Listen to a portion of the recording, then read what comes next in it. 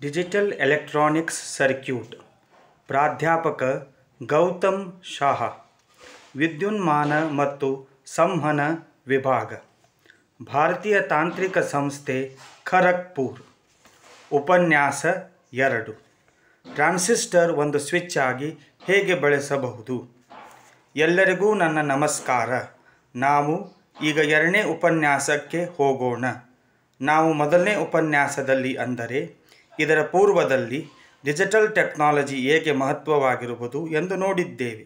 Digital ಎಲೆಕ್ಟ್ರಾನಿಕ್ಸ್ನಲ್ಲಿ ಏನು ಅಡಗಿದೆ, ಸ್ವಿಚಿಂಗಿನ ಏನು ಮಹತ್ವ, ಸ್ವಿಚಿಂಗ್ ಸಂಬಂಧ, ಲಾಜಿಕ್ ರಿಲೇಷನ್ ಜೊತೆಯಲ್ಲಿ ಡಯೋಡ್ ಉಪಯೋಗ ಒಂದು ಸ್ವಿಚ್ಚಿನಂತೆ. ನಾವು ಹಿಂದಿನ ತರಗತಿಯಲ್ಲಿ ಈ ಎಲ್ಲ ವಿಷಯಗಳನ್ನು ನೋಡಿದ್ದೆವು.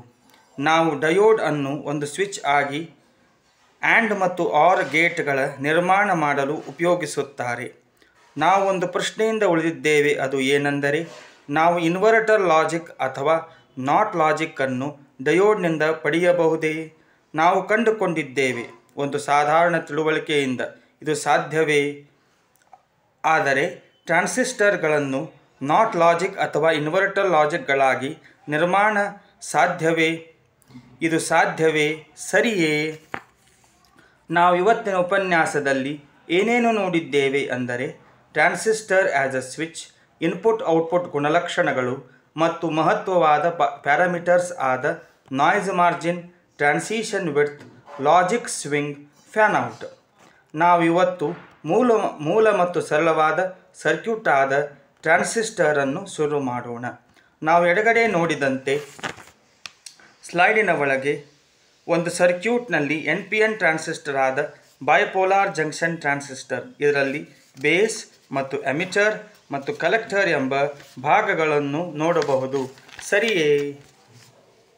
ಕಲೆಕ್ಟರನ್ನು RC ಮುಖಾಂತರ ಪವರ್ ಸಪ್ಲೈಗೆ ಕೊಡಲಾಗಿದೆ. VCC ಪಾಸಿಟಿವ್ ಪವರ್ ಸಪ್ಲೈ ಎಂದು ಕರೆಯುತ್ತೇವೆ. ಇದರ ಮೌಲ್ಯವು +5 ವೋಲ್ಟ್ಸ್ಗೆ ಸಮಾನವಾಗಿದೆ.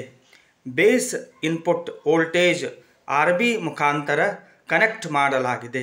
RC ಇದನ್ನು ಕಲೆಕ್ಟರ್ ರೆಸಿಸ್ಟೆನ್ಸ್ ಎಂದು ಕರೆಯುತ್ತೇವೆ. ನಾವು ಗುಣಲಕ್ಷಣಗಳನ್ನು ನೋಡಿದಾಗ ನಾವು ಔಟ್ಪುಟ್ ಅನ್ನು ಕಲೆಕ್ಟರ್ನಿಂದ ತೆಗೆದುಕೊಂಡಿದ್ದೇವೆ. ಬಲಗಡೆ ತೋರಿಸಿದಂತೆ ನಾವು ಮೂಲ ಸರ್ಕ್ಯೂಟ್ ನೋಡಬೇಕಾದದ್ದು ಪರಿ. ನಾವು ಇನ್ಪುಟ್ ವೋಲ್ಟೇಜನ್ನು X ಆಕ್ಸಿಸ್ ಮೇಲೆ ಮತ್ತು ಔಟ್ಪುಟ್ ವೋಲ್ಟೇಜನ್ನು Y ಆಕ್ಸಿಸ್ ಮೇಲೆ ತೋರಿಸಲಾಗಿದೆ. ನಾವು ಇನ್ಪುಟ್ ವೋಲ್ಟೇಜ್ ಮೌಲ್ಯವನ್ನು 0 ಕೊಟ್ಟರೆ ಟ್ರಾನ್ಸಿಸ್ಟರ್ ಬಂದ್ ಆಗಿ ಇರುತ್ತದೆ, ಅಂದರೆ ಟ್ರಾನ್ಸಿಸ್ಟರ್ ಆಫ್ ಆಗಿ ಇರುತ್ತದೆ. ಹೀಗಾಗಿ ನಾವು ಯಾವ ಒತ್ತಿನಲ್ಲಿ ಔಟ್ಪುಟ್ ವೋಲ್ಟೇಜನ್ನು ನೋಡಬಹುದು? ಟ್ರಾನ್ಸಿಸ್ಟರ್ ಬಂದ್ ಆದರೆ, ಅಂದರೆ ಆಫ್ ಆದರೆ, ಕಲೆಕ್ಟರ್ ಕರೆಂಟ್ ಶೂನ್ಯವಾಗಿರುತ್ತದೆ, ಅಂದರೆ IC = 0. ಹೀಗಾಗಿ ನಾವು VCC ಸಮೀಕರಣವನ್ನು ಹೀಗೆ ಬರೆಯಬಹುದು. ಅದು ಹೇಗೆಂದರೆ, Vout = VCC - IC × RC ಎಂದು ಬರೆಯಬಹುದು, ಸರಿಯೇ? ತಮ್ಮೆಲ್ಲರಿಗೂ ಹೃದಯಪೂರ್ವಕ ಧನ್ಯವಾದಗಳು.